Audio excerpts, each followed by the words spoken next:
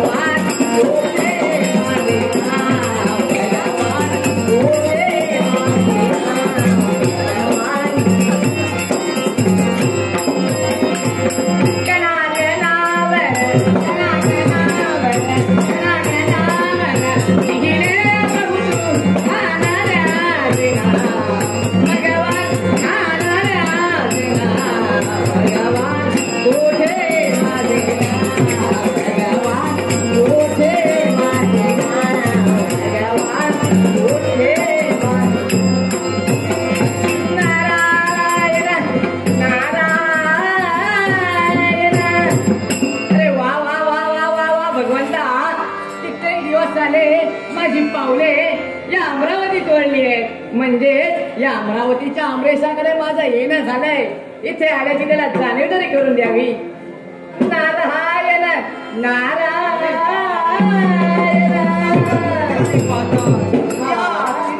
ज्यांची भ्रमंती असते असे कोण देवऋषी आमचे गुरुदेव सुस्वागतम सुस्वागतम. अरे वा वा वा या अमरावती तुमचं स्वागत आहे. वा वा वा दुर्ग शर्करायो देवऋषी कित्येक दिवसांनी तुम्ही या इंद्रप्रासादी आलाय. नक्की अमरेशा तुझा काय राज्य विस्तार कसा काय चालणार हे पाहण्यासाठी म्हणून पाहायला आलोय. पण गुरुदेव मी कित्येक दिवसांनी इथपर्यंत आलोय. नक्की मग तुमच्या सेवेचा योग आमच्यापर्यंत चालू झालाय. अरे वा वा वा योग आम्ही कधी बोलणार नाही. देवऋषी माझ्यासाठी देवतुल्य आहात. गुरु ब्रह्मा गुरु विष्णू गुरु देव महेश्वरा समाधान वाटतंय. परब्रह्म तस्मै श्री गुरवे नमः तस्मै श्री गुरवे नमः तस्मै श्री गुरवे नमः. देवऋषी तुम्ही मला गुरुतुल्य आहात. तुमची जागा गुरुस्थानी आहे. अरे वा वा वा समाधान वाटतंय. हे सारं सुख मी वैभव उपभोगतोय ना हे तुमच्या सांगण्यावर योग आलाय कधीच गवळणार नाही. म्हणूनच या तुमच्या शिष्याला या तुमच्या देवेंद्राला शुभ आणि मंगलकरेचे आशीर्वाद द्या. नक्की व्यक्त करीन मी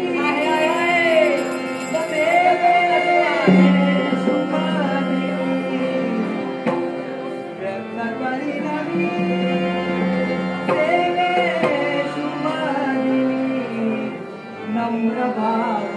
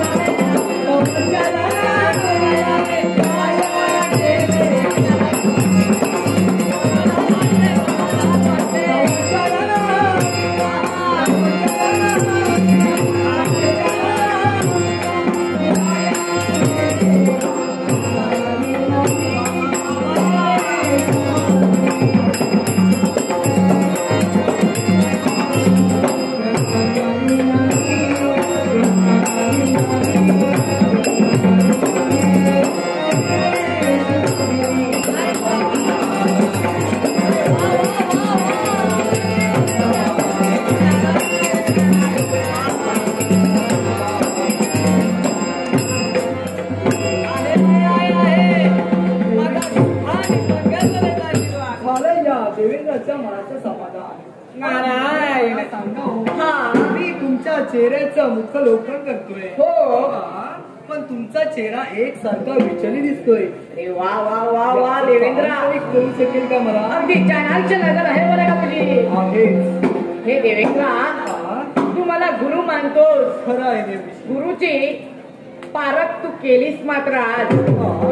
हे देवेंद्र मी चिंतित आहे. या प्रश्नाचं उत्तर तुला देतो परंतु मला आधी सांग राजा निर्माल्य तुझे कोण बरे? काय? हा राजा निर्माल्य? हो निर्माल्य नगरीचे राज्य मलाही न्यायचं आहे देवऋषी. नारायण आमची चालू आहे. बरं देवऋषी तुमच्या बोलण्याचा अर्थ? देवेंद्र जर का राजा निर्माल्यावर संकट येत असेल तर तू काय रे करशील देवेंद्र? काय? हो देवऋषी हा राजा निर्माल्यावर संकट? काय बोलताय काय तुम्ही? हे अति भयानक संकट. भयानक संकट? हो म्हणजे तुमच्या बोलण्याचा उद्देश हस्तिनापुरीचे राज्य नसे राजा सोमेश्वर तुला ज्ञातच असतील. हो आणि राजा निर्माल्यांची कन्या म्हणजेच पद्मावती.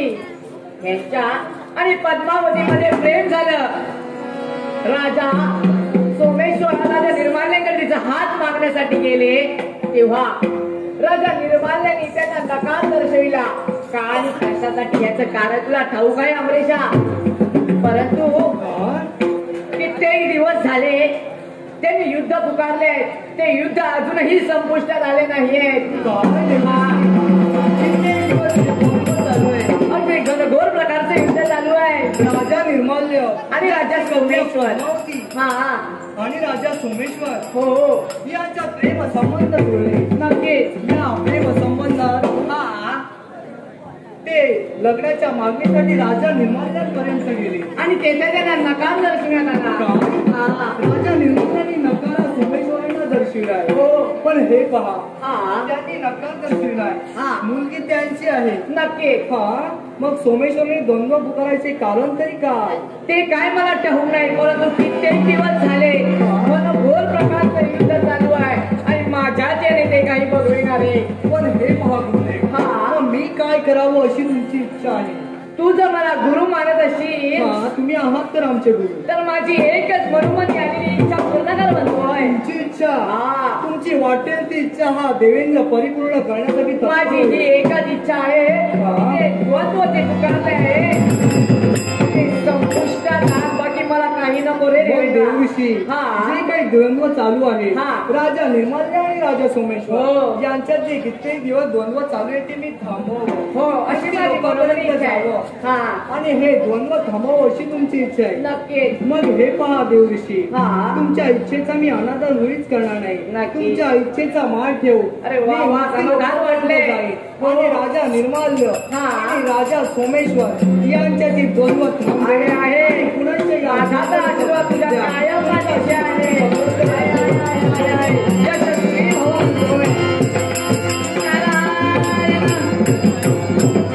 नारायण.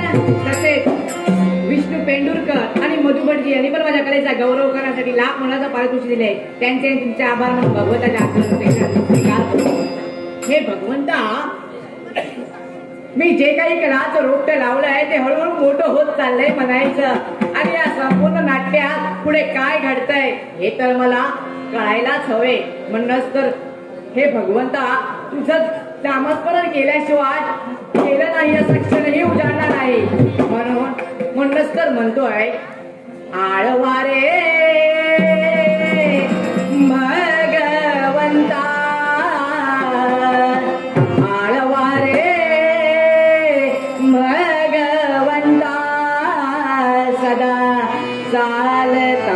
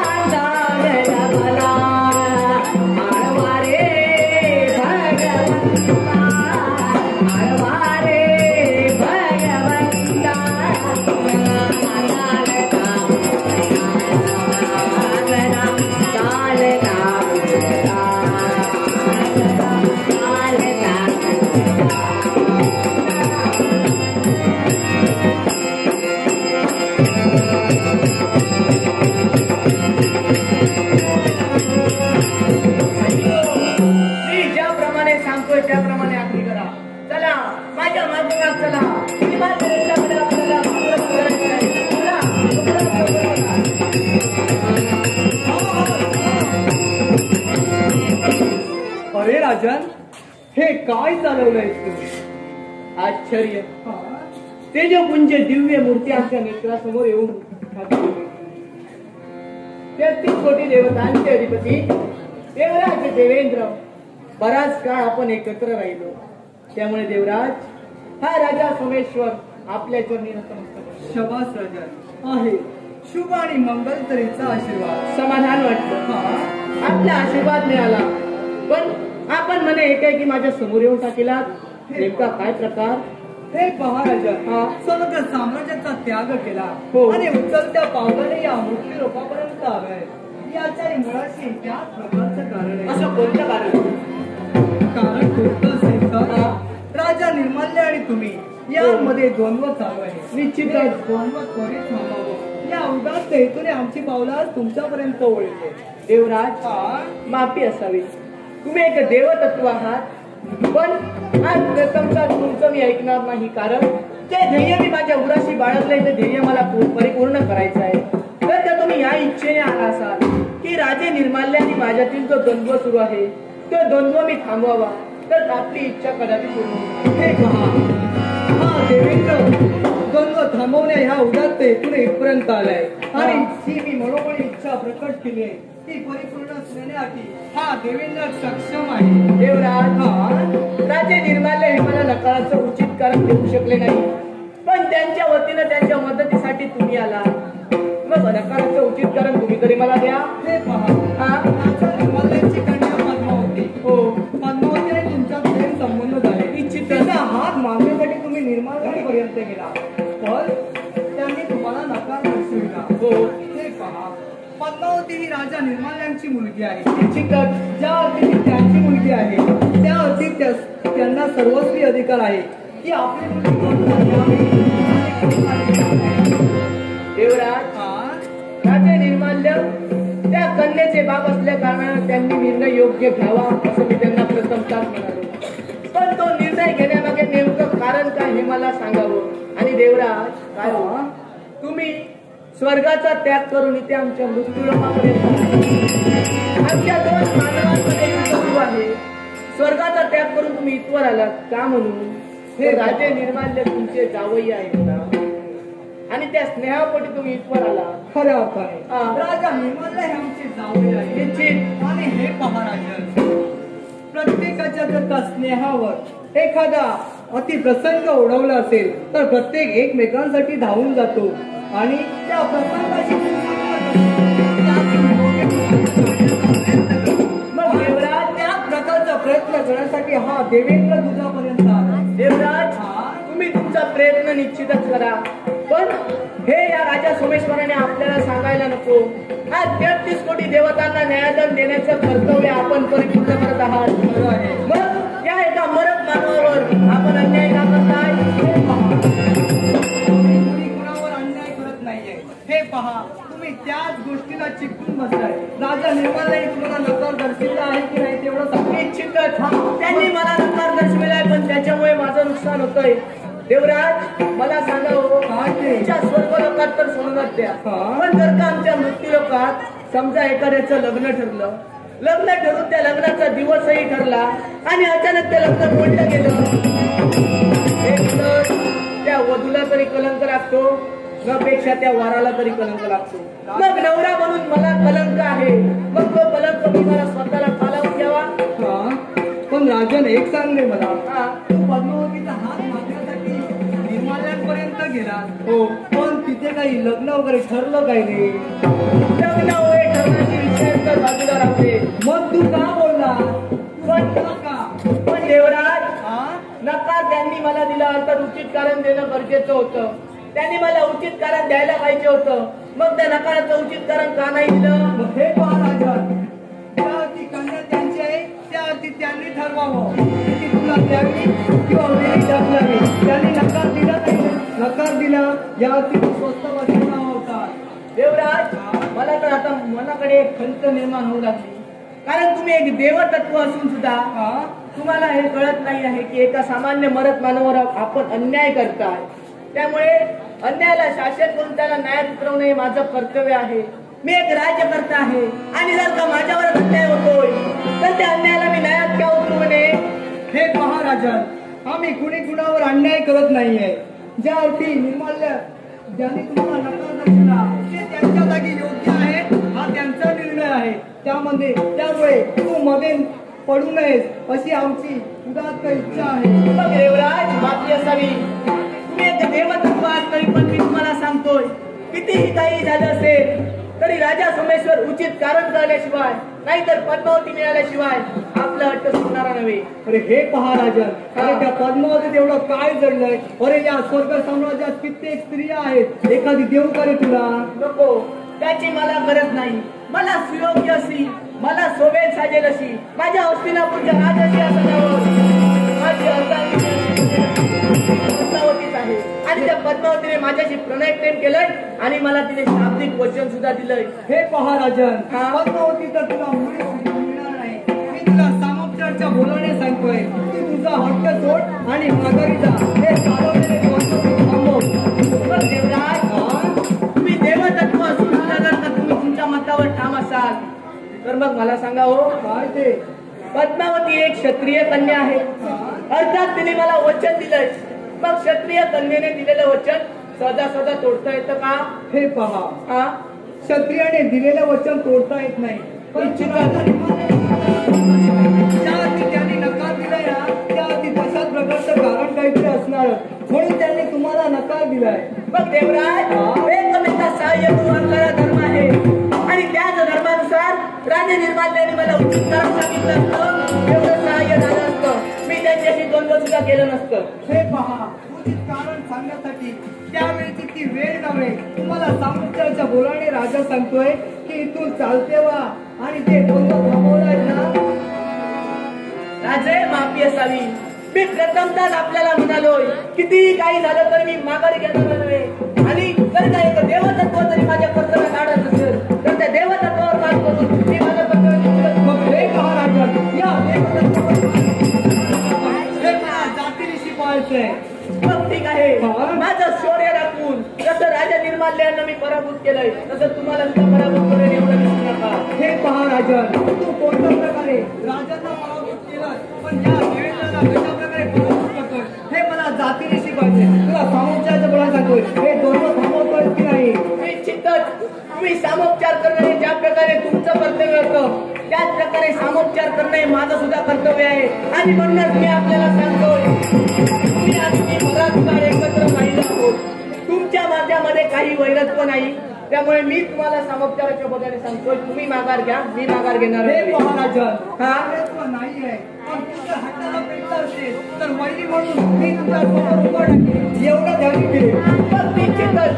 तर तुमच्या समोर मी वैरी म्हणून उभा असतील, वैरी म्हणून उभा असेल तर तुम्ही सुद्धा माझ्यासमोर वैरी म्हणून उभे आहात एवढं लक्षात ठेवा. मग हे पहा, तू वैरी म्हणून माझ्यासमोर उभा टाकलाय, मग मला मी जात्रेशी पाहिजे. तू माझ्यासमोर कशा प्रकारचे कृत्य करतोय आणि मला कशा प्रकारे उद्योग घडवतोय हे मला जातीनिशी पाहायचंय. बघ देवराज, निश्चितच मी पुढे काय करेन हे तुम्ही अवश्य पहा. माझे पराक्रम काय ते तुम्हाला योग्य ते ज्ञात आहे आणि पुन्हा एकदा सामोपचार मी तुम्हाला करतोय, तुम्ही यातून माघार घ्या. हे पहा, पराक्रमाची भीती या देवेंद्राला दाखवू नको. अरे या देवेंद्राने कित्येक जणांना दत्तप्रमाण केलंय हे ध्यान ठेव राजा. देवराज, तुमचा मान मान योग्य तो राखूनच मी बोललोय. प्रथमतः मी म्हणालोय की आपण शतयज्ञाची सांगता केला, थोडेसे पराक्रम आपण गाजविलात, त्यामुळे हे मी आपल्याला सांगणं उचित नाही आहे. सामोपचाराचा बोध मी आपल्याला पुन्हा पुन्हा करतोय. माझं तुमचं वैरत्व नाही, मी प्रथमतः म्हणालोय माझं कर्तव्य करण्यासाठी मला निघू द्या. हे पहा राजा, ज्यावरती तुम्ही ऐकत नाही त्यावरती सामोपचार संपला. यावेळी सामोपचाराच्या बोलाने सांगण्याचा प्रयत्न केला मला. आता सामोपचार संपला, सामोपचार नाही. मग राजन, ही तुझी कृती लांछनास्पद आहे आणि या तुझ्या कृतीला कृती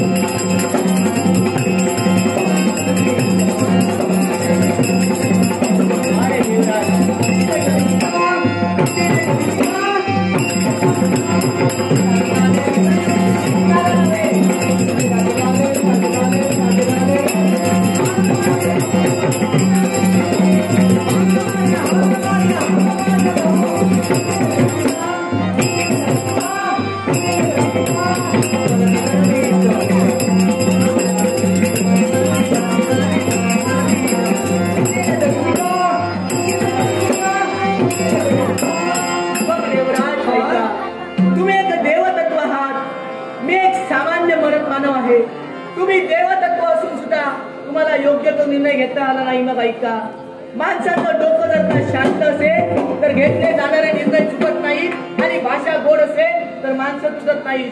स्वइच्छेपोटी ज्याने साम्राज्य निर्माण केलं तोच राजा सोमेश्वर, ज्याने छात्रवंताचा धर्म हाताळलाय, क्षत्रिय अधिकारी जाणून करून देण्यासाठी तुमच्यावर मात करेलच करेल आणि म्हणूनच शुद्ध विचार पुढे हा क्षत्रिय.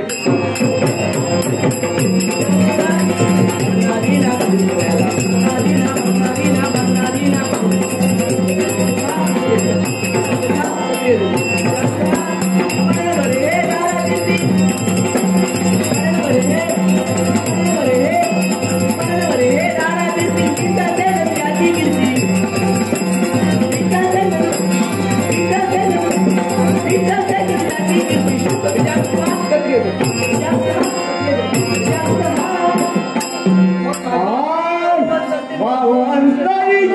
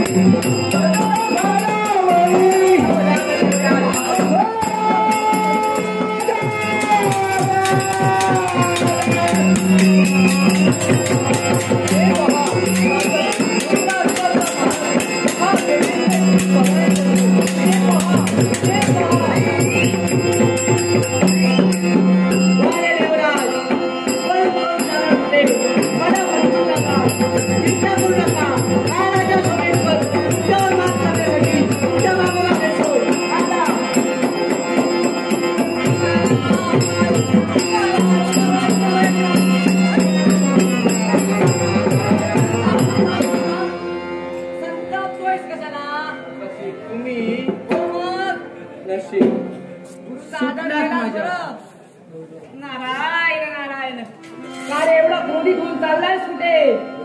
आकाश्री, हा सुखी समाधानी जीवन मी जगत होतो. नक्कीच. कशाचीच न्यूनता माझ्या राज्यात नव्हती. होती ती मी दाखवून दिली. ते दाखवलं आणि माझं कल्याण केलं. कल्याण म्हणजे नको ती वासना माझ्या डोक्यात भरून दिला. हो नको ती वासना. हो.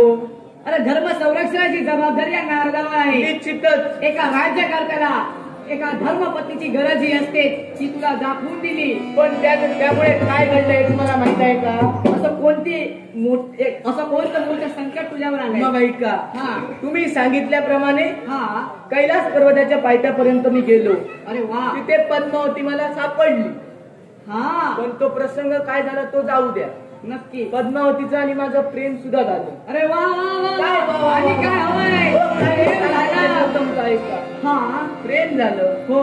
पद्मावतीने मला होकार सुद्धा दिला. हा आणि तिने मला शाब्दिक वचन सुद्धा दिलं. असं कोणतं? की हा. फक्त लग्न करेन ते तुमच्याशी. अरे वा वा. असं वचन सुद्धा तिने दिलं. समाधान वाटलं. मग ह्या पुढे घडलं काय? हेच सांगतोय. हा ज्यावेळी तुम्ही सांगितल्याप्रमाणे हो संस्कारमय जीवन मी जगतोय. हो आणि अर्थात रीतिरिवाजाप्रमाणे चालणं गरजेचं आहे. आणि म्हणूनच हो. ज्यावेळी राजे निर्माल्य यांच्याकडे पद्मावतीचा हात मागण्यासाठी गेलो, त्यावेळी मला एकाएकी नकार दर्शविला गेला. नकार? हो. तू ही हस्तिनापुरीच्या राज्यकर्त्यांना तेच मला काहीच कळत नाहीये.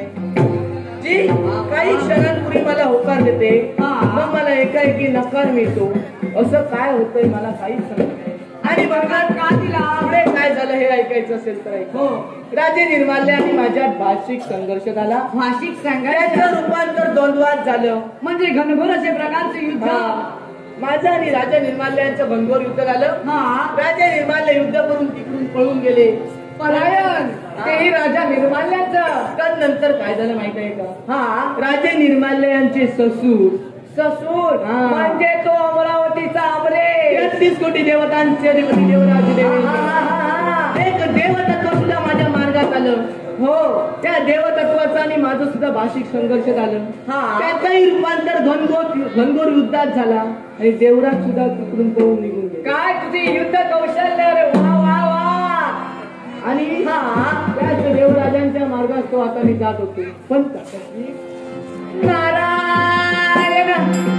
अरे अरे अरे काय काय काय काय पाहतोय काय मी हे? गेले पद्मावती आणि राजा निर्माल्य गेले निघून. अगदी पुष्पक विमानातून गेले.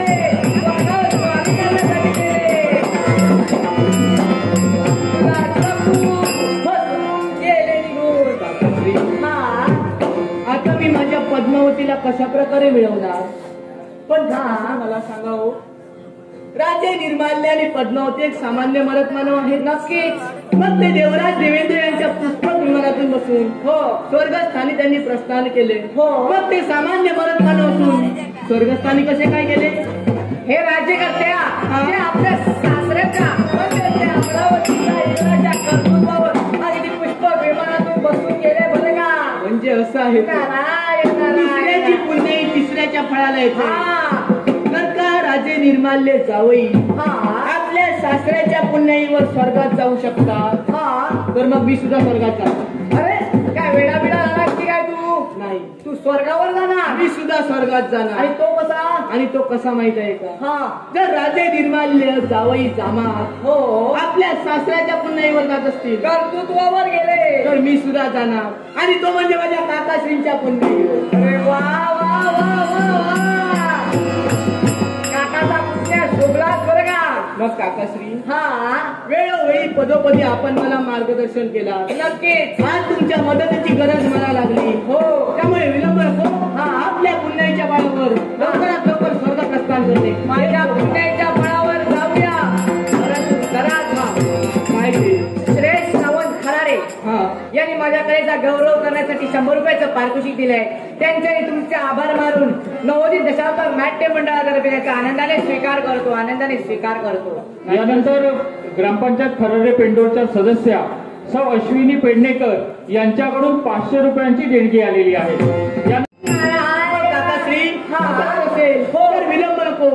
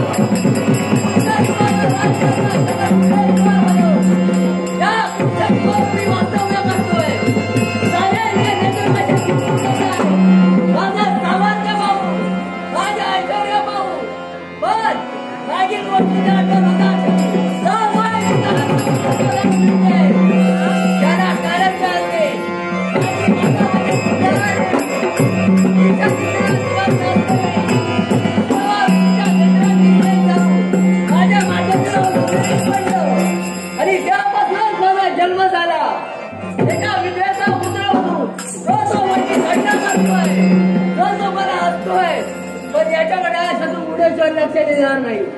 या पुढच्या दीपावर या साऱ्या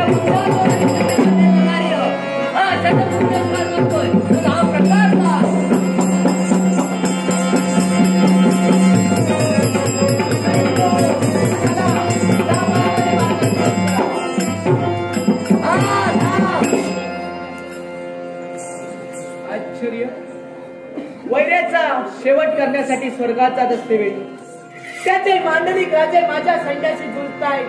पण एकाएकी थांब एक पोहोचणार. कोण आहेस तू? ज्या तुझ्या दीपावर उभा आहे, ज्या तुझ्या दीपाचा नाश करता शतकुंभेश्वर. मी माझं कर्तव्य परिपूर्ण करण्यासाठी जात असताना एकाएकी मला अडविण्याचं कारण माझ्या संपूर्ण पक्षी जमातीला उपद्रव करणारा कोण आहेस तू? हस्तिनापूर नरेश राजा सोमेश्वर म्हणतात मला. हे राजा सोमेश्वर, काय कोणत्या अन्याय आम्हाला पक्षी जमातीनं केलाय जेणेकरून तू छाण्याचा त्रास करतोय? हे शतकुंभेश्वर, मी तुझ्या पक्षी जमातीस नाहक उपद्रव करत नाही.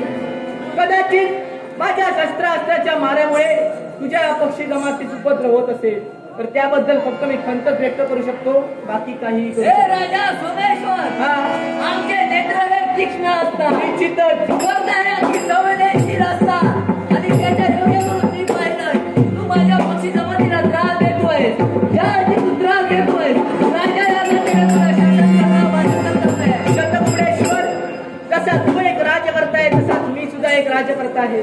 तुझा माझा काही विदंड वाट नाही, त्यामुळे मी प्रथमताच म्हणालोय. आणि त्यामुळे नको त्या भानगडीत तू पडू नकोस. मला माझ्या कर्तव्य करायचंय. राजा सोमेश्वर, तू एक राजकर्ता आहे. हो, मग दुसऱ्या राजाच्या प्रजेला उपद्रव करणार राजकर्ता नसला तू. अरे राजा कसा असावा हे तू मला शिकवू नकोस. राजा हा आपल्या रयतेचं रक्षण करणारा असतो, ते मी करतच आहे. पण माझं कर्तव्य मी परिपूर्ण करण्यासाठी जात आहे. आणि त्यामध्ये जर का तुझे पक्षी माझ्या आड येत असतील माझं काय चुकलं? तू कोणत्या प्रकारे तुझ्या प्रजेचं रक्षण करतो माझ्या उघड्या डोळ्यांनी मी पाहिजे. हे शतगुबळेश्वर, मी प्रथमता तुला म्हणालोय. आणि हो, जर का माझ्यामुळे तुझ्या पक्षी जमातीत उपद्रव होत असेल तर एक गोष्ट लक्षात ठेव की तुझी प्रजा ही कमकुवत आहे. तिला प्रथमता सबळ बनव आणि तू कमकुवत असशील तर तू सबळ हो. हे राजा सोमेश्वर, हा. आमच्या पंक्यात बळ आहे, चोखीत सामर्थ्य आहे आणि त्याचा वापर करून तुला मी शासन करणार लक्षात ठेव. मग अशा कोणत्या प्रकारे तू या राजा सोमेश्वराला शासन करणार आहे ते सुद्धा मला पाहिजे आहे. माझ्या या संपूर्ण पक्ष जमातीला ज्या हाताने तू उपद्रव केला त्या तुझ्या दोन हात घरापासून लक्षात ठेव. मग शतगुबळेश्वर, ज्या विस्तीर्ण पंखाने उंचावले भरारी मारण्याचा प्रयत्न करीत असतील तर हे तुझे पंख तुझेच नव्हे तर तुझ्या सर्व पक्षी पंख राजा सोमेश्वर, पक्षी योनीत आमचा जन्म आहे आणि पक्षी योनीत जन्म असल्या कारणानं विस्तीर्ण पंखांच्या आधारे उडणं आमचा गुंतर्म आहे एवढं लक्षात ठेव. मग शतगुबळेश्वर, तुझ्याशी विद्वंद वाद करून मला माझी उद्दिष्ट गाठायची नाही आहे. माझी उद्दिष्ट फार आगळी आणि वेगळी आहे. त्यामुळे समोर आलेला काटा संपविण्यासाठी वैरी म्हणून आगळी वेगळी उद्दिष्ट म्हणजे हो. दुसऱ्या राजाच्या कडे उपद्रव करणे. मग शतगुबळेश्वर आहे, प्रत्येक जण आपल्या उद्दिष्टाला वाचा फोडण्यासाठी धडपडत असतो. आपल्या उद्दिष्टाला योग्य तो न्याय मिळावा यासाठी आपल्या हाती असलेल्या अस्त्रानं त्यावर विजय मिळवण्याचा प्रयत्न करत ज्या असतो. अर्थी तू तुझ्या कर्तव्याशी निगडीत आहेस त्या अर्थी मी सुद्धा माझ्या कर्तव्याशी निगडीत आहे. याच्या अर्थी तुला मी शासन करणार लक्षात ठेव. मग शतगुबळेश्वर, तू एक राजकर्ता आहेस. तुझं हे कर्तव्य आहे त्याप्रमाणे मी सुद्धा माझं कर्तव्य परिपूर्ण करतोय. तू तुझं कर्तव्य निश्चितच नमस्कार दादा, आता तुला शासन लक्षात ठेव. मग प्रथमतः मी सुद्धा तुला सामोपचार केला होता, मग तू ऐकला नाही का? आता हे तुझे पंख छाटल्याशिवाय राजा सोमेश्वर अरे ते ऐकणार कसं? माझ्या प्रजेला तू उपद्रव कर, मी शांत राहू. शतगुबळेश्वर, मी प्रथमतः म्हणालोय तुझ्या प्रजेवर मी नामक उपद्रव करत नाही. माझे पराक्रम काय हे नमस्कार राजा सोमेश्वर.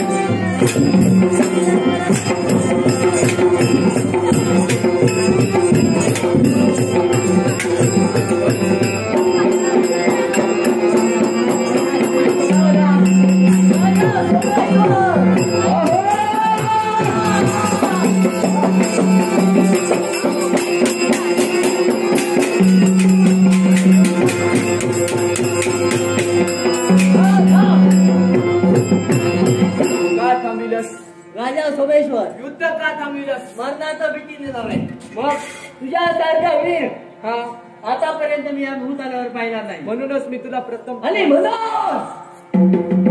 मैत्रीचा हात एक पक्षी तुझ्याजवळ मैत्रीचा हात पुढे करतोय.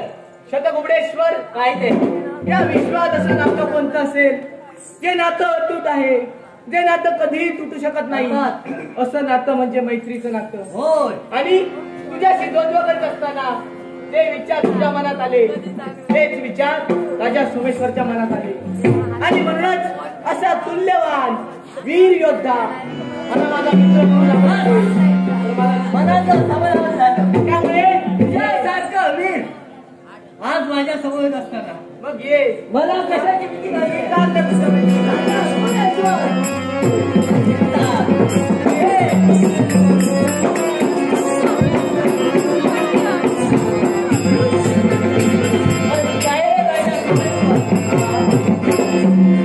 मगापासून तू माझ्या संपूर्ण पक्षी जमातीला उपद्रव करत होतास. नेमका जात होतास तरी कुठं, काळात तरी काय. हे प्रेमात पडलं ना की असं घडतं. शाबास. तू कधी पडला नसशील तुझी पक्षी जमा. आम्ही प्रेमात पडलो आणि काय झालं ते तुला सांगतो. काय घडलं? असं काय घडलं आहे जे तुला ऐकायचं असेल तर ऐक. नक्कीच. निर्माल्य देशाचे राजभक्त राजे निर्माल्य यांची कन्या पद्मावती आणि माझं प्रेम झालं.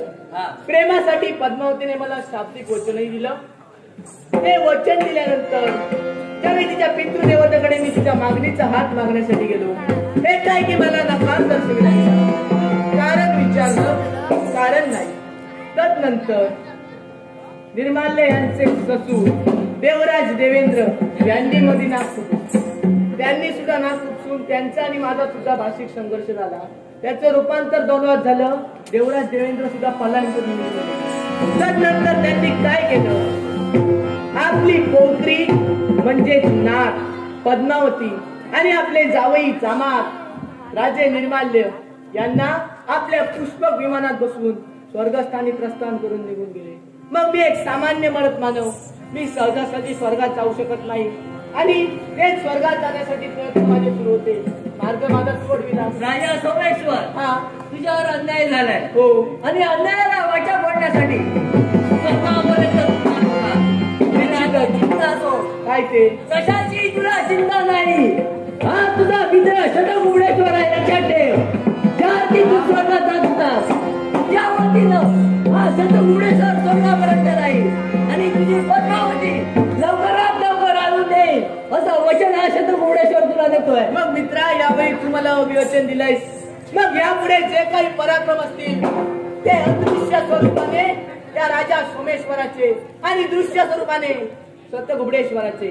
ज्यात मी तुला मदत करतोय. हा नेहमी जोपर्यंत दोघे आम्ही आहोत एकमेकाला सहाय्य करायचं. निश्चितच तुला हा शतकुबडेश्वर आणि या शतकुबडेश्वराला हा सोमेश्वर चिंता करू नको. लवकरात लवकर स्वर्गापर्यंत जाईल. तुझी पद्मावती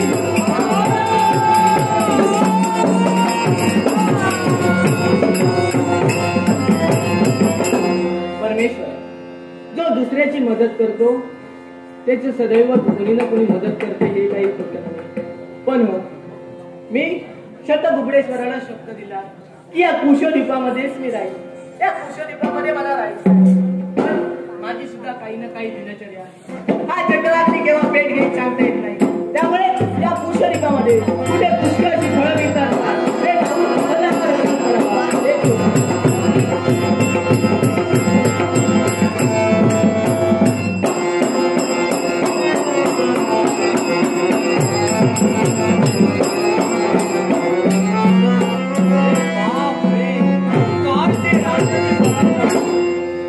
कुठली तरी देवशक्ती त्याच्या अवतीभोवती फिरते.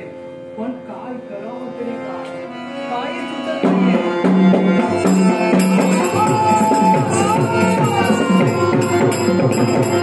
शंभर योजना आहे रुंदीची, 150 योजना आहे लांबीची. ही देवस्थानची पुष्करवाणीची सभा आणि या पुष्करवाणीची सभेत हा शतकुबडेश्वर आहे. कोण देवना देवेश्वर आहे. या स्वर्गात साम्राज्यापर्यंत. अरे वा, सुस्वागतम सुस्वागतम सुस्वागतम. तुमच्या विमानाला राज करता भुवनेश्वर तुमच्या जन्मी नतमस्तक आहे शुभ आणि मंगलकरेचा आशीर्वाद. पण मला सांग रे शतगुबळेश्वरा, तुझ्या दीपाचा त्याग करू या स्वर्ग साम्राज्यापर्यंत. देवराज, हा मी आता विवाह जोडण्याचं कार्य करतो. काय? होय होय विवाह. आणि म्हणून तुमच्यापर्यंत आलेलो आहे. देवराज, हा निर्माला देखील राजकर्ता तुमचा कोण? तुमचा राष्ट्र निर्माल्य नगरीचा राज करता राजा निर्माल्य हे आमचे जावई आहे. मग त्या जावयाची कन्या म्हणजे पद्मावती खरं आहे. आणि सोमेश्वर राजा या दोघांचं प्रेम झालं. आणि त्या प्रेमाचं रूपांतर विवाह करण्यासाठी म्हणून राजा सोमेश्वर निर्वाल्यापर्यंत गेला. निर्वाल्याने विवाहाला नकार दिला. नकाराचं कारण राजा निर्वाल्य सांगू शकला नाही. त्या दोघांचा वाद झाला आणि त्या वादात तुम्ही देवराज नागमध्ये उपसलात आणि त्या पद्मावतीला निर्वाल्याला देवलोकून घेऊन आला. मग देवराज सांगा, काय ते? पुत्र सोमेश्वर उघड्यावर पडलाय. हे पहा भुवनेश्वर, ते कोणत्या इथून आलाय मला काहीच कल्पना नाही. पण राजा निर्माल्य त्यांची कन्या पद्मावती आणि सोमेश्वर यांचं प्रेम झालं. पण हे पहा राजा निर्माल्य आणि सोमेश्वर यांच्या द्वंद्व चालू आहे. पण तुला इथपर्यंत येण्याचं कारण मैत्रीचं नातं जोपासून हा शतगुबळेश्वर हे लोकांपर्यंत आलाय. आणि पद्मावती आम्हाला लवकरात लवकर हवी आहे. मैत्री म्हणजे राजा सोमेश्वर यांच्याशी तुझी मैत्री जडली आणि त्या मैत्रीच्या विठ्ठलचं तू स्वर्ग साम्राज्यापर्यंत आलाय. मग हे पहा शतगुबळेश्वरा, तू ज्या अवघात इथून इथपर्यंत आलायस ना, तो हेतू तुझा कदापि परिपूर्ण होणार नाही. आलायस तसा चालता निर्माला तुमच्या दामात आहे. खरं आहे. आणि तेच नातं तुम्ही जोपासून खरं आहे ते. दामाला कार्य केला. आपल्या स्नेहावर जर संकट आलं असेल तर धावून जाणे हे प्रत्येकाचं कर्तव्य असतं. त्याचप्रमाणे मी करतोय आणि तूही करतोय. पण हे पहा राजा सोमेश्वर आणि राजा निर्माल्य यांच्यामध्ये द्वंद्व चालू आहे. त्यांना नकार दर्शिला राजा निर्माल्य आपल्या जागी योग्य आहे म्हणून तुला सांगतोय तू यात पडू नको. पण राजा निर्माला नकाराचं कारण देऊ शकले नाही. मग ज्या अर्थी तुम्ही निर्माला सहानुभूती दाखवता त्या अर्थी तुमच्या नकाराचं कारण सांगा. हे पहा त्यावरती राजा निर्माल्याने नकार दर्शविला. त्यावरती काहीतरी ठोस कारण त्याच प्रकारचं असणार म्हणून त्यांनी नकार दर्शविला. पण आम्हाला त्या नकाराचं कारण उचित होतं. आणि ती जर पद्मावती मिळाली कमी नाहीये. अरे हे पहा दुसऱ्या कित्येक मुली होत्या. त्यातली एखादी पाहून राजा सोमेश्वराने लग्न करायला पाहिजे होतं. अरे एवढा त्याला कित्येक मुलं झाली असती. हो राज देवराज, हो तो प्रेम म्हणता प्रेम हे कधी विसरता येणार नाही. सांगा मला. हे पहा प्रेम विसरता येत नाही हे मान्य आहे. परंतु हे पहा आजकाल कोणी कोणावर विश्वास ठेवू नये. हे पहा एकाशी प्रेम करतात आणि दुसऱ्याशी पळून जातात. म्हणून बरोबर बोलता. आणि याचा जास्तीत जास्त अनुभव तुम्हा देवतांना आहे. आणि म्हणूनच हे तुमच्या मुखातून हे पहा देवताला तू राजनात्मक देण्याचं कर्तव्य करू नकोस. तू आलाय त्या मार्गाने चालता हो नाही. तोपर्यंत मला कारण तरी हवं. नव्याच्या पद्मावती तरी तोपर्यंत शतगुबळेश्वर माघारी जाणार. हे पहा तुला उचित कारण देण्यासाठी ही योग्य वेळ नाही आणि मी बांधील नाही. म्हणून सांगतोय तू या स्वर्ग साम्राज्याचा त्याग कर आणि निघून जा. हो माझा मित्र उघड्यावर पडलाय. विचारायची अशी परिस्थिती झाली अशी. तो काय खालं पिलं डाळी त्याचा विचार तरी करा. अरे घुबडेश्वरा हा विचार त्याने केला पाहिजे होता. का तो पद्मावतीच्या मागे लागला? एखादी सुंदर स्त्री पाहून दुसरं लग्न का त्याने केलं नाही? त्याला प्रेम म्हणतात. किती वेळा सांगू प्रेम कसं विसरता येणार? सांगितलं प्रेमात काही खरं नसतं. एकाला वचन देतात आणि दुसऱ्या सोबत करून जातात. म्हणून सांगतोय तू माझ्याशी वाद घालण्याचा प्रयत्न आता होईल ते तुमचं माझं युद्ध. ज्या अर्थी तुम्ही पद्मावतीला घेऊन आलात त्या अर्थी वास्तविकरित्या तुम्ही नकाराचं कारण द्यायला हवं होतं. त्या अर्थी तुम्ही नकाराचं कारण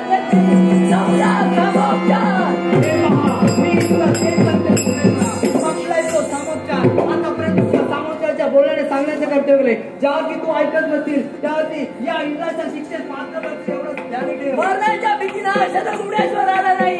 जोपर्यंत मैत्रीचा नातं माझी उपासना असते त्या अर्थी मी मित्राला सहाय्य करीत आम्हाला शब्द आहे.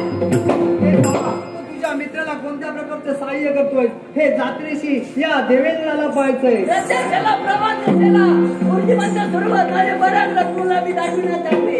हे पहा तुझे कोणते पराक्रम आहे हे मलाही पाहायचंय. तू माझ्या समोर एक भेकड आहे आणि या तुझ्यासारख्या भेकडाला नष्ट करीन नष्ट करीन नष्ट नष्ट करीन नष्ट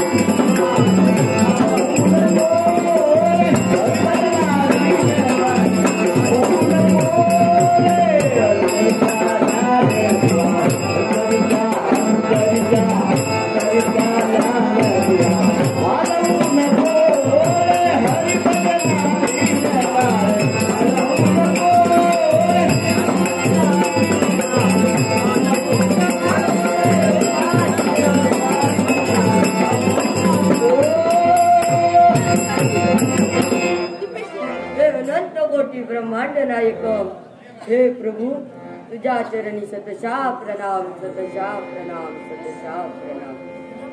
सत्यम शिवम सुंदरम ब्रह्मा विष्णू आणि महेश. ब्रह्मदेवाने उत्पत्ती करणे, विष्णूने पालन पोषण करणे आणि शंकराने संवार करणे हे आम्हा तिन्ही देवतांचे कार्य आहे. आणि हे जर आम्ही कार्य नीट पूर्ण केलं तरच त्या विश्वाची घडी कशी सुरळीत चालणार आहे. पण देवतांचा मोठेपणा भक्तांनी वाढविला आहे. म्हणून भक्त एका मात्रेने देवतांपेक्षा श्रेष्ठ आहे. पण हो त्या सत्य लोकांचा नाद या हे देव नामस्मरण करावं हेच योग्य.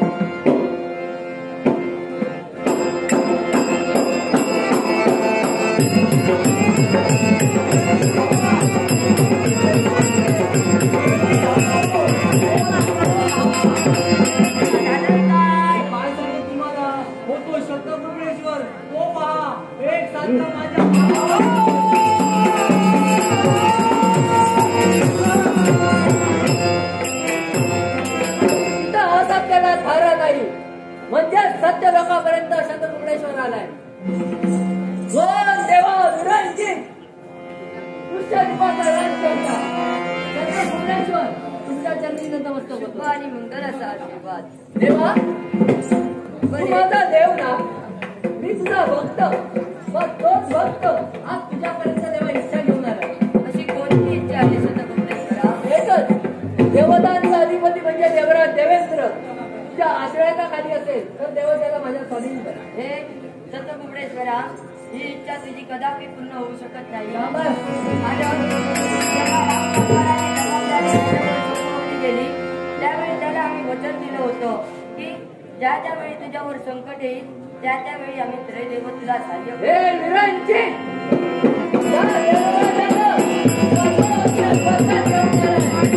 मित्र म्हणजे राजा सोमेश्वर त्याचा विवाह होत नाहीये आणि तोच विवाह लवकरात लवकर होण्यासाठी हा शतमुक्तेश्वर साथ करून आलाय तुमच्यापर्यंत. असा कोण आहे तुझा मित्र? राजा सोमेश्वर, हस्तिनापूर नरेश राजा सोमेश्वर पद्मावतीशी प्रेम केलं. त्या प्रेमाचं विवाह रूपांतर करण्यासाठी राजा सोमेश्वर निर्मात्यापर्यंत गेला. निर्मात्याने नकार दिला. दोघांचा वाद झाला. त्या वादात देवराज देवेंद्र मध्ये नाट उपसलं आणि त्या पद्मावतीला देवलोकापर्यंत घेऊन आलाय. हे शतमुक्तेश्वरा, राजा देवेंद्राने आपले कर्तव्य पार पाडलं आहे. तो त्यांचा नातेवाईक असल्या कारणाने तो त्यांना घेऊन आला आहे. देवा तो देवतांचा अधिपती आहे, पाहुण्याकडे काय करतो? त्याला काय आपलं कर्तव्य नाही का? अरे त्याला कर्तव्य आहे, पण तो सचूर या नात्याने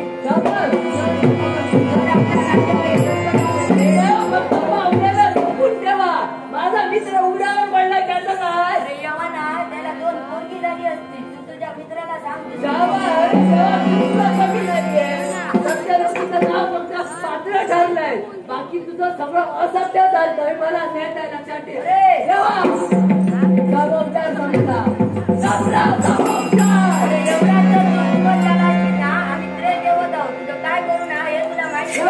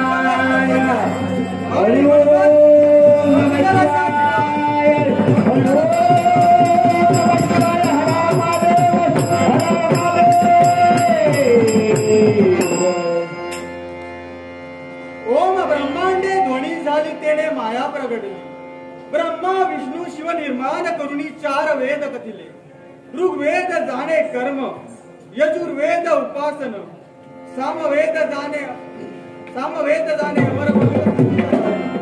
ज्या सामवेदातून संगीताची निर्मिती झाली, अर्थात तेच सप्तसूर, 3 ताल, मूर्छा आणि असंख्य श्रुती यांचा जन्म या माझ्या डमरूच्या निनादातून झालाय.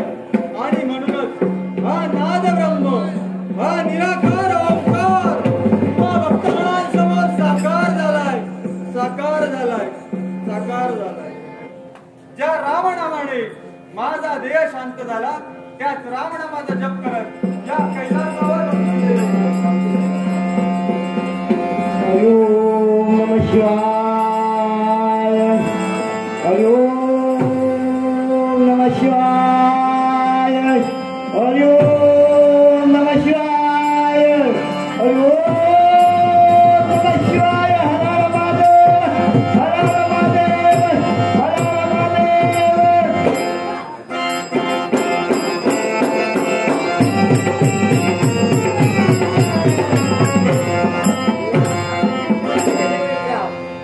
तू पुढे जा, मी मागावून तुझ्या येतो. काय हो विधानची, मला पुढे जायला सांगताय, तुम्ही मागावून. अरे धावून धावून दमलो आहे जरा. होय हो, आता वय झालंय तुमचं ना. जरा विश्रांती घे. ओम नमः शिवाय. ओम नमः शिवाय. ओम नमः शिवाय. ओम नमः शिवाय. नमः शिवाय. अरे देवेंद्र, हे काय ही तुझी अवस्था? अरे देवा, काय सांगू? अरे तो शब्द भुवनेश्वर, अरे साऱ्या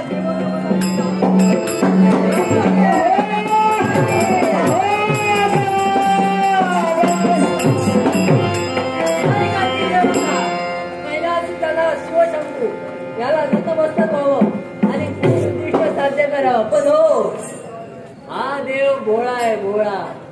आणि म्हणून याला तिसरा डोळा आहे. याच्या भोळेपणाचा जास्तीत जास्त फायदा घ्यावा आणि आपलं उद्दिष्ट साध्य करावं, हे तुझी कोण? हे कैलास माता, माता राजकुमारा, तुझा भुवनेश्वर, तुझ्या जन्माला येऊन होतो. हे देवा, तू या विश्वाचा देव आहेस. मग देवतांनी भक्तांच्या इच्छा पूर्ण करायला हवे. आणि म्हणून हा शतकुंभेश्वर एक इच्छा घेऊन जेव्हा आलाय तुझ्यापाशी. उदारपण करण्याचं कार्य मी माझ्या हाती घेतलं. हो, उदारपण करण्याचं कार्य. देवदांचा विपती देवराज देवेंद्र तुझ्या आश्रयाखाली असेल. लवकरात लवकर जेव्हा माझ्या स्वाधीन माझ्या आश्रयाखाली आहे. पण तो तुला का हवाय? म्हणजे माझा मित्र म्हणजे राजा सोमेश्वर तुकड्यावर पडलाय आणि त्याला सहाय्य करण्यासाठी हा शतकुंभेश्वर इथपर्यंत आलाय. निर्माता देवीचा राजमाता म्हणजे राजा निर्माल्य, याची कन्या म्हणजे पद्मावती. त्या पद्मावतीशी राजा सोमेश्वरचं प्रेम झालं. त्या प्रेमाचं रूपांतर विवाहात करण्यासाठी म्हणून राजा सोमेश्वर निर्माल्यापर्यंत गेला. निर्माल्याला संस्कार दिला, पण त्या संस्काराचा फरक राजा निर्माल्य सांगू शकला नाही. म्हणून राजा सोमेश्वर आणि निर्माल्याचा मान झाला. त्या वादात देवतांचा अधिपती देवराज देवेंद्राने मध्ये नाक खुपसलं. पण तेव्हा तो तुमचा अधिपती आहे, मग त्याने पाहुण्याकडे का जावं? तू आलास तो तुझ्या मित्रासाठी आलाय. निश्चित तो एक ससुर या नात्याने आपलं कर्तव्य पार पाडतोय. तो एक आजोबा या नात्याने कर्तव्य पार पाडतोय. तू जसं मित्रासाठी एक कर्तव्य पार पाडतोय, तसं देवेंद्र एक कर्तव्य पार पाडतोय. आजोबाचाही काही उपयोग नाही, या जामाचाही काही उपयोग नाही. संकटाचं कारण राजा निर्माल्य देऊ शकला नाही. पाहुण्यापर्यंत कारण पुढे करताय तुम्ही देव. अरे शतकुंभेश्वरा, प्रेम हे प्रत्येक जण करतो, पण ते त्याच्या नशिबात असतं. हे प्रत्येकाच्या नशिबात नाही. पण प्रेयसी आणि प्रेम करणारा हा नशीब पाहून प्रेम करत नाही. आधी प्रेम करतो, नंतर त्याचं नशीब उजळतो. पण शतकुंभेश्वरा, प्रत्येक गोष्टी मागे काही ना काही कारण आहे. प्रत्येक गोष्टीला कारण असतं आणि क्रियेला त्या कारण नावाचं शिकून जोडलेलं असतं. म्हणून तुमच्यापर्यंत जेव्हा आलो. अरे सांगू शकत नाही. हा बघ. पण तुझ्या मित्राचा प्रेमभंग झाला असेल हा. तर तुझ्या मित्राला सांग हे प्रेमी सर आणि दुसरी वधू शोध. अरे वा म्हणजे माझ्या मित्राचा स्त्री वधू बघ. मला सांग त्या जेव्हा बायका एकाला बाजूला बसवतो दुसऱ्याला डोक्यावर घेऊन फिरवतो मग तू दोघी एकीला विसरशील सांग मला. गुबळेश्वरा मी तुला पहिल्यांदाच बोललो प्रत्येक गोष्टीला काही ना काहीतरी कारण असतं. शिवाचं लग्न बोललं याच्या मागे काही ना काही कारण आहे. त्या मित्राला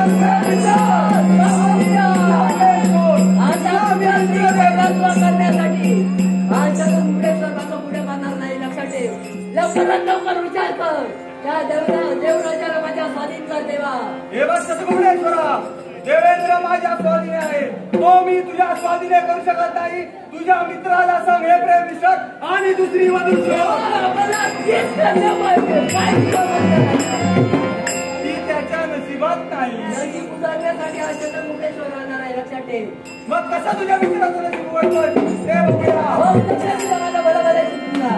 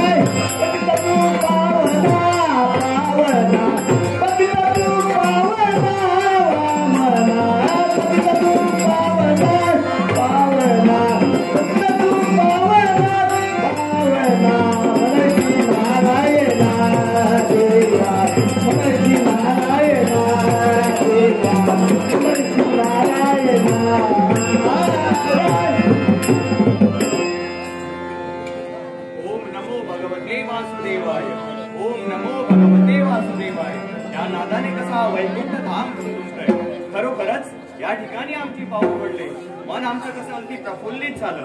हे माझ्या प्रेमळ भक्तांनो या महाविष्णूचा तुम्हाला मंगलमय असा आशीर्वाद आहे. मंगलमय असा आशीर्वाद आहे. तुमच्या मनातील सर्व इच्छा आकांक्षा पूर्ण होतील. या अखंड विश्वाच्या ठाई असलेल्या भक्तांचं रक्षण करणं त्यांचं हित साधणं यासाठी या वैकुंठीचा नारायण सदैव तत्पर असतो. भक्तांच्या रक्षणासाठी धारण केलेली ही ब्रिदावली केवळ देहशोभेसाठी नसता सज्जनांचा पुरस्कार करणं प्रतिभावंतांचं पालन करणं आणि दुर्जनांचं संहार करणं यासाठी मीच नव्हे तर अखंड विश्वातील साऱ्या देवता सदैव तत्पर असतात. मात्र याच वेळी आम्हाला आठवतो तो एक भूतकाळातील एक प्रसंग. महर्षी दुर्वासांच्या शापामुळे देवतांची सारी संपत्ती सागर तळाला गेली आणि तीच सारी संपत्ती पुनश्च मिळवण्यासाठी सागर मंथन करण्याचे ठरले. आणि त्या सागर मंथनामध्ये वासुकी सर्पाची दोरी तर मेरू पर्वताला रवी म्हणून घेण्याचे ठरले. प्रत्यक्ष सागर मंथनाला सुरुवात झाली. मात्र स्वतःच्या ठाई असलेल्या वसनामुळे तो मेरू पर्वत खोल समुद्रात जाऊ लागला. पर्यायी समुद्र मंथन होईना. त्याच वेळी या वैकुंठीच्या नारायणाने मेरूची योग्यता ओळखून आपल्या दशावतारापैकी दुसरा म्हणजे कूर्म अवतार धारण केला. त्या अखंड मेरू पर्वताला स्वतःच्या कवचावर मी झेलिलं. समुद्र मंथन पुनश्च एकदा सुरुवात झाली. मात्र त्याच वेळी पुन्हा एकदा या वैकुंठीच्या नारायणाला स्वतःच्या शक्तीचा गर्व झाला. समुद्र मंथनात त्याच वेळी एक अग्नीचा लोळ निर्माण होऊन त्याच लोळात हा वैकुंठीचा नारायण पार होरपळून गेला आणि मोरचा गौर असलेला वर्ण हा नील वर्ण अर्थात घननिळा झाला. म्हणून स्वतःच्या ठाई असलेल्या शक्तीचा कधी अहंकार न करता भक्त रक्षणासाठी सदैव तत्पर असणं हेच योग्य होय. हेच योग्य होय.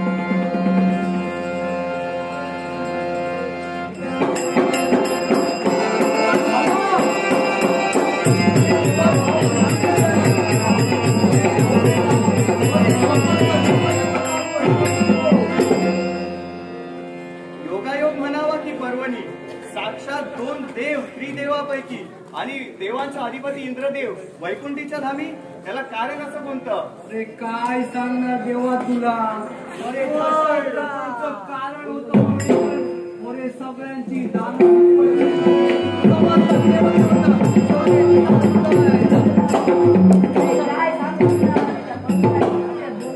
हे देवा शतगुबडेश्वरात अंगकाठीवर जाऊ नको. त्याच्या पंखात गोड आलाय. त्याने आमच्या देवतांची व्यवस्था केली आहे आणि तो येतोय याच मार्गाने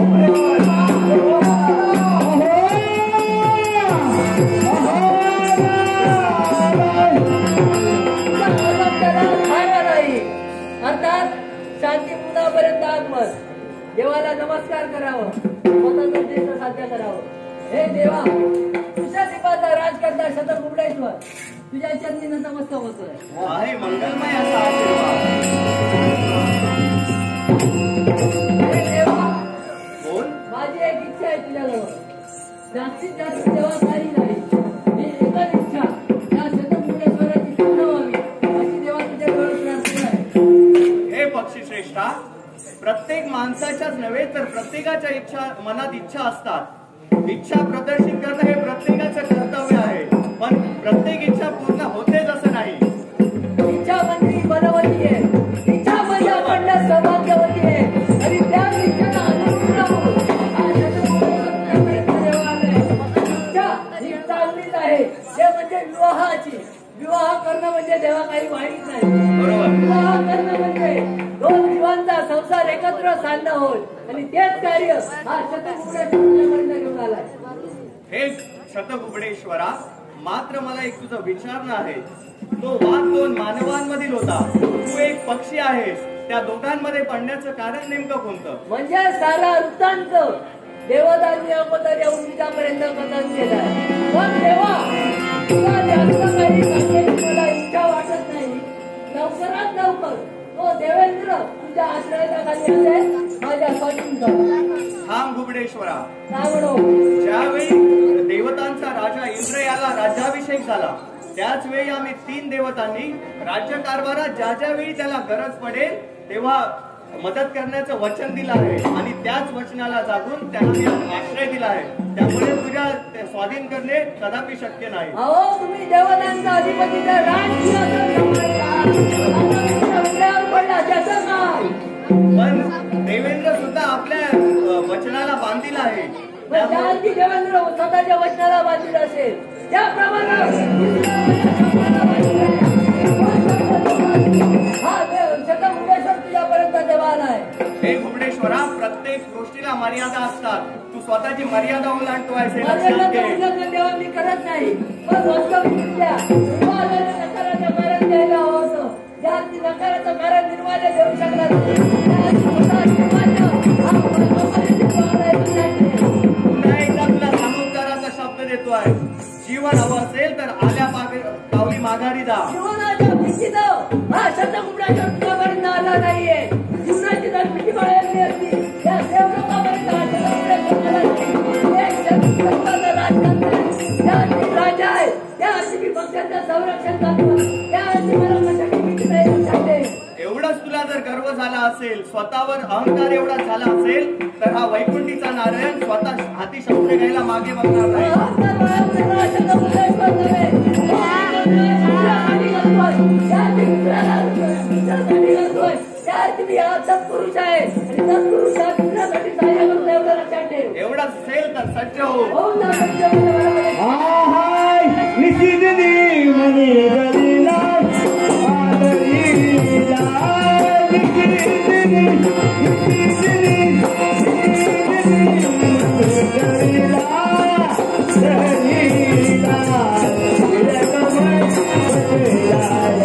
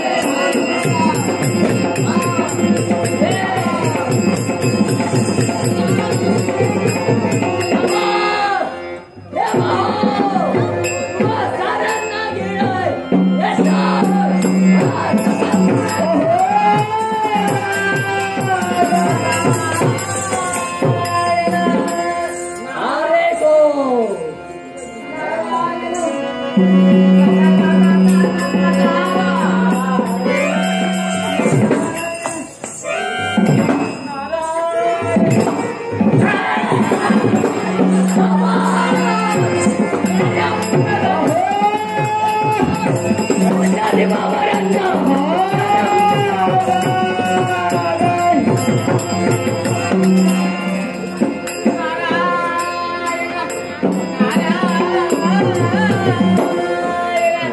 भगवंता, जे मी कलहाचं रोपटे लावलं होतं हे मोठं होऊन अति भयानक होईल याची मला कल्पना देखील नव्हती.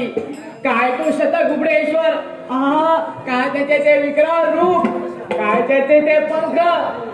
पण भगवंता, हे अति भयानक संकट आलं खरं. तिन्ही देव ब्रह्मा विष्णू महेश त्या शतगुबडेश्वराच्या उदरात गेले. आता राहिलो फक्त मी देवांचा अनुयायी. मी अग्नी प्रवेश करतो म्हणजे ह्याच्यातून माझी सुटका तरी होईल. नारायण नारायण. देवा, माझ्याकडे कोणताही पर्याय नाही आहे. तुझी कृपा दृष्टी राहू दे रे. नारायण नारायण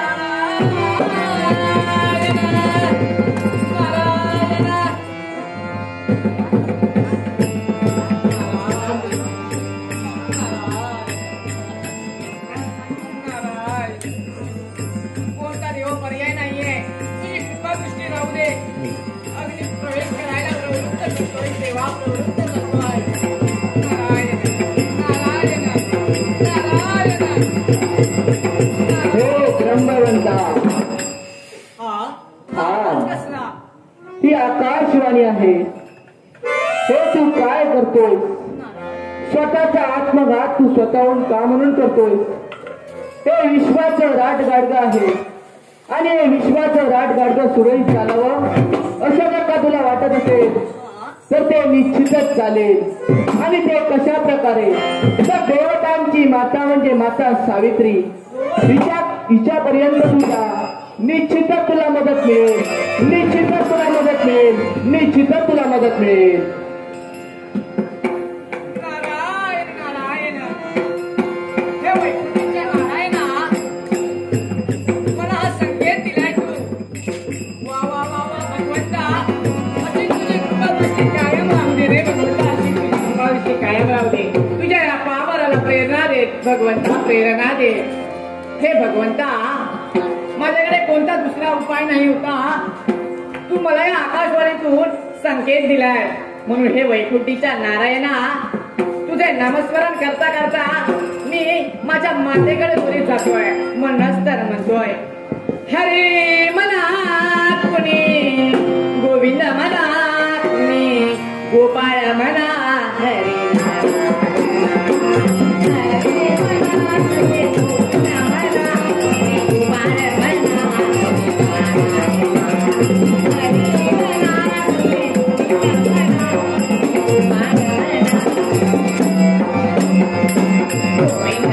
Hare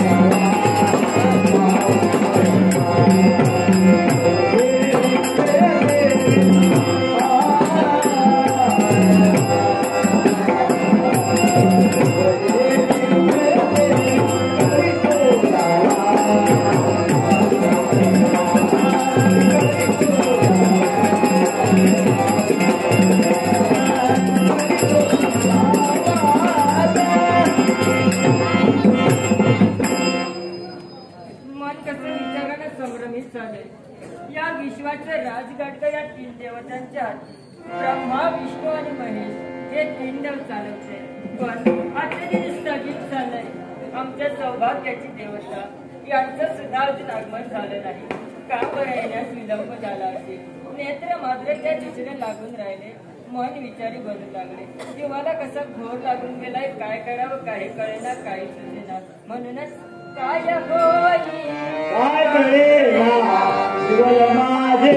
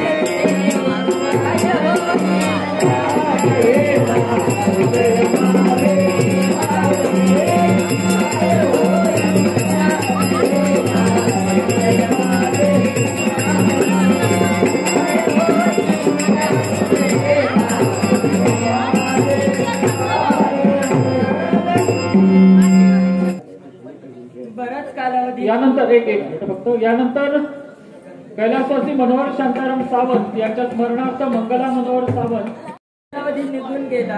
पण आमच्या सौभाग्याची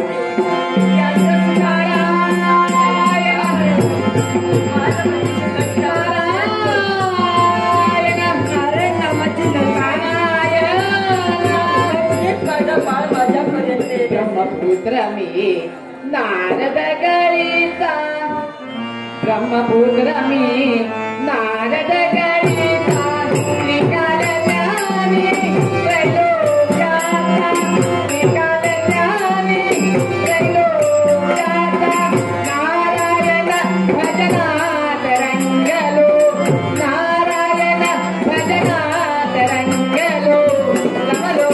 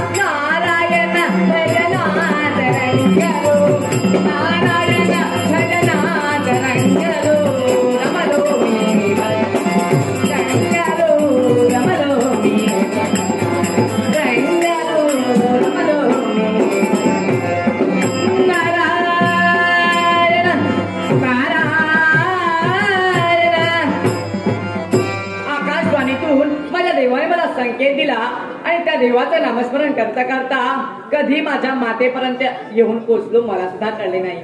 मी आल्याची मातेला जाणीव तरी करून द्यावी. नारायण नारायण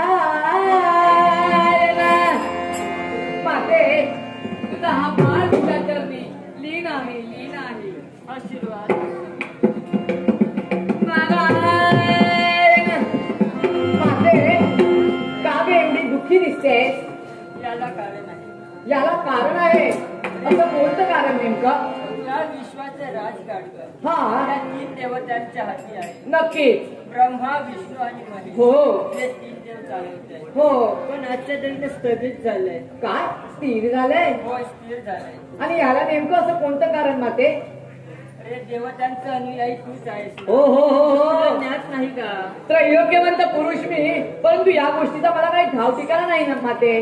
स्वर्ग, मृत्यू आणि पाताळ हा या तिन्हीचा लहान तुझी भ्रमंती. नक्की. आणि तुला ज्ञात नाही, तुला माहित नाही असं सांगतोय. नाही माते. सांग बरं लवकरात लवकर सांग, माते काय माते झालं माते आहे? गेले गेले गेले बाबा पोटात गेले. काय? बाबा पोटात गेले? गुडेश्वराच्या पोटात गेले. काय म्हणतोय? आणि फक्त बाबाच नव्हे, ती त्रिदेव ब्रह्मा, विष्णू, महेश आणि तो अमरावतीचा अमरेश, चारही देव गेले गेले त्या शतगुप्तेश्वराच्या उदरात गेले. हे 4 देव शतगुप्तेश्वराच्या उदरात आहे. हा अगदी नागाद्वारे त्याने उदरात घेतले. मला सांग रे, हा तू माझ्या नेत्राने पाहिलंस का? अगदी अगदी अगदी हा माझ्या नयन नेत्राने पाहिलंय मी. मी आता यापुढे काय करणार? माते माझ्याकडे एक उपाय आहे. असा कोणता उपाय आहे तुझ्याजवळ? आपण हस्तिनापुरीचा राज्यकर्ता म्हणजे राजा सोमेश्वराकडे जाऊया आणि त्याला जाऊन त्याची समजूत घालूया आणि त्याला शतगुप्तेश्वराकडून श्री देवांना बाहेर काढूया. म्हणजे शतगुप्तेश्वर आणि सोमेश्वर हा मित्र आहेत. हो हो हो नक्कीच. मग ठीक आहे. तर हा सोमेश्वर हा तर माझा नातू आहे. अरे वा वा वा. त्याच्यापर्यंत जाऊया. त्याच्यापर्यंत जाऊया. हो, हो, सर्व हो, देवतांची पूजा करूया. आणि चल लवकरात लवकर अगदी अगदी तुझ्या मोकळं घेऊन ये. सोमेश्वर पर्यंत जाऊया. नारायण नारायण.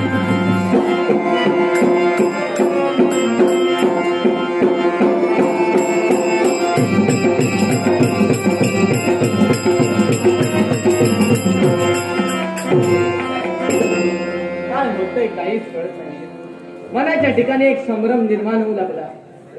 मी या कुशद्वीपामध्येच आहे, पण माझा मित्र गुप्तेश्वर या कुशद्वीपाचा त्याग करून दिलेलं कर्तव्य परिपूर्ण करण्यासाठी गेलाय. पण अद्याप त्याचं आगमन या कुशद्वीपामध्ये झालं नाही. काय होतंय काहीच कळत नाही. पण कसं चिंता फुल होतंय.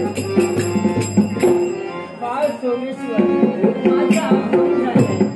अरे आजी तुम्ही या या या. आयुष्यवंत हो, आयुष्यवंत हो, आयुष्यवंत.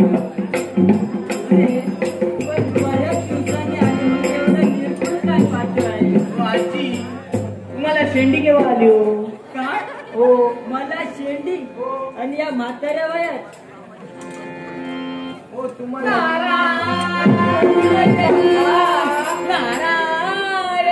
आजी वाटतं आजीला या वयात शेंडी कुठे? यांना माझ्या डोळ्यासमोर नको. मला यांचा राग येतो. अरे हा तर माझा सौभाग्य आहे. जबाबदारी माझ्यावर आहे पण आणि हा आजी- माझ्यावर संतापतोय. मी ते त्या सर्व काही- बापाचा बाळ आहे. नारायण नारायण. देवश्री हा. तर आता मला बोलायचं. हो नक्कीच. पण आजी या कुशद्वीपामध्ये मी आहे. या कुशद्वीपापर्यंत आपलं आगमन झालंय. याला असं कारण तरी काय? याला कारण आहे. असं कोणतं? जर तुझ्या आजीवर जर एखादं संकट आलं काय? तर ते निवारण कोण करणार? माझ्या आजीवर संकट? हो. हो ते शक्यच नाही. आणि जरी का आपल्यावर संकट आलं असेल तर ते संकट निवारण करण्यासाठी मी आहे ना. असं कोणतं संकट आलंय आपल्यावर? शतगुप्तेश्वर हा पक्षी स्वर्गाच्या ठिकाणी जात होता. हा निर्माल्य देशाचा राजकर्ता राजा निर्माल्य, त्याची कन्या पद्मावती, तिच्यावर तुझं प्रेम होतं ना, निश्चितच. म्हणूनच तू त्याला पाठवण्याचं कर्तव्य केलं. तो स्वर्गाच्या ठिकाणी गेला. सर्व देवतांकडे पद्मावतीची मागणी करायला सुरुवात केली. देवतांनी नकारार्थी उत्तर दिलं. म्हणूनच त्याने सर्व देवांशी युद्ध केलं आणि देव ऐकायला तयार नाहीत म्हणून सर्व देवतांना नाकाद्वारे उदरात काय घेतलंय. सांगतेस का? वा वा वा वा वा. माझ्या मित्र शतगुप्तेश्वराने महान दिव्य कार्य घडविलंय. तिन्ही देवतांनाच नव्हे तर 33 कोटी देवतांचे अधिपती देवराज देवेंद्र याला सुद्धा आपल्या नाकावाटे उदरात घेतलं. पण वा सोमेश्वर, वा वा वा वा. तुला मित्र आनंद असावा. झालाय? पण आजी मला तरी एक संशय निर्माण होऊ लागला. आपला चेहरा दुःखी आपण दुःखी का? तुझे आजोबा तेही तिकडेच आहेत रे. म्हणजे काय सांगते? हो. आमचे आजोबा सुद्धा पोटात आहे. आजी असू दे, काही का देवतांना शतमुखेश्वराच्या उतरातच राहू दे. पण सोमेश्वर हा. हे विश्वकार्य आहे, हे सुरळीत चालायला हवं. निश्चित. तर हे चारी देव जर त्याच्या उदरात राहिले तर या विश्वाचं काय? आजी, विश्व कार्यात अडथळा आणण्याचा हेतू नाही आहे माझा. माझ्यावर झालेला अन्याय मला न्यायात उतरवायचा आहे आणि त्यासाठीच माझे सारे प्रयत्न सुरू आहेत. जहीर परब यांच्याकडून सावित्रीच्या भूमिकेसाठी 100 रुपयांचं पारितोषिक आलेलं आहे. धन्यवाद. आजी, या विश्व कार्यात कोणत्याही प्रकारचा अडथळा निर्माण होणार नाही याची खात्री मी तुम्हाला देतो, पण एका अटीवर. अशी कोणती अट आहे? चारी देव शतकुबडेश्वराच्या उदरातून बाहेर आल्यानंतर माझी जी काही इच्छा असेल ती आपण परिपूर्ण कराल असं मला प्रथमतः आपल्याकडनं वचन हवंय. ठीक आहे. ज्यावेळी शतकुबडेश्वर या पक्षाच्या उदरातून चारी देव बाहेर येतील त्यावेळी तुझी असेल ती इच्छा मग द्यायला त्या लावतो. देवांकरवी मी पूर्ण करीन, मी पूर्ण करीन. मग ठीक आहे. आजी, आपण मला वचन दिला, वचन पूर्ण करणं आपलं कर्तव्य आहे. पण हो, एकाएकी आवाज.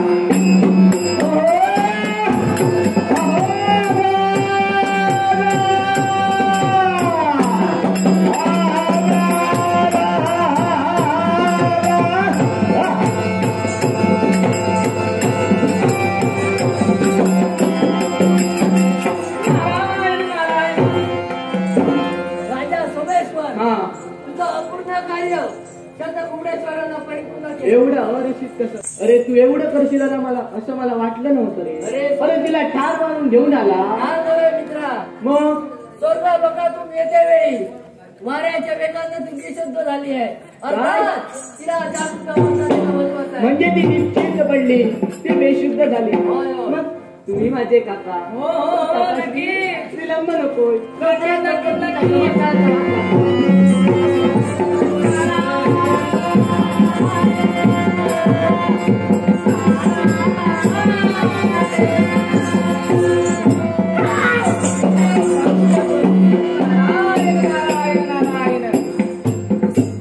मित्रा, मी दिलेलं कर्तव्य तू परिपूर्ण केलंस. तुझे पराक्रम सुद्धा मी ऐकले. तिन्ही देवतांनाच नव्हे तर 33 कोटी देवतांचे अधिपती देवराज देवेंद्र याला सुद्धा तू आपल्या उदरात घेतलं. हे मित्रा, केवळ मी जे केलं हे मैत्री पोटी केलं आणि म्हणून- त्या स्वाभिमानासाठी केलं.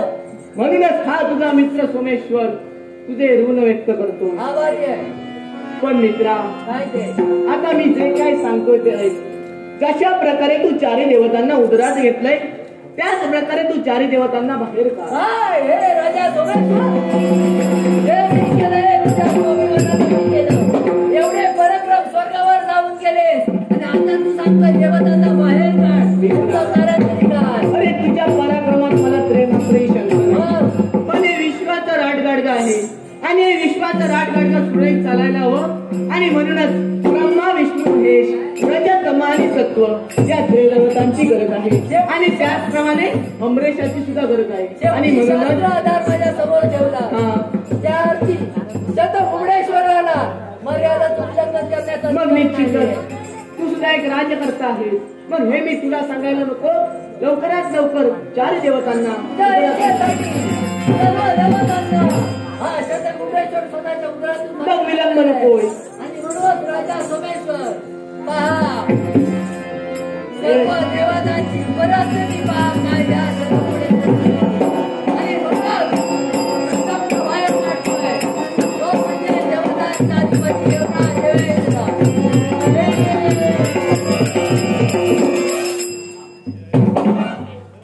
देव कुठे आलो मी? काय तो कृष्ण?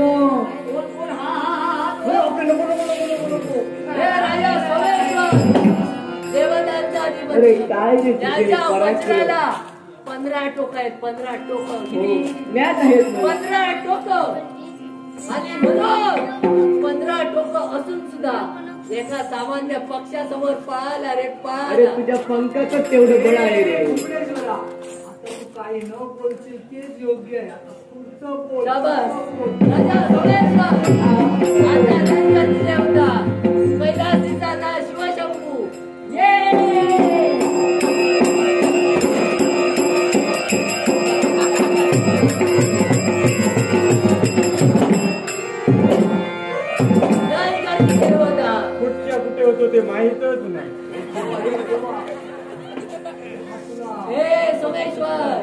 आता म्हणजे पालन करता वैकुंठीचा रे देवा ये.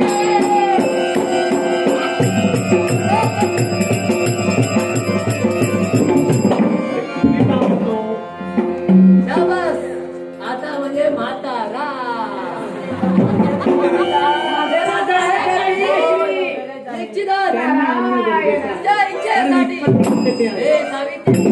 तुझ्या इच्छेसाठी त्या म्हाताऱ्याला बाहेर काढतोय.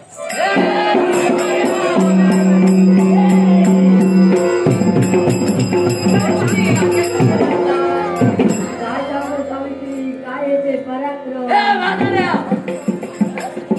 कसं वाटतंय? सर्व देवतांना माझ्या उपरातून बाहेर काढलाय. मग पूर्ण कार्य परिपूर्ण कर.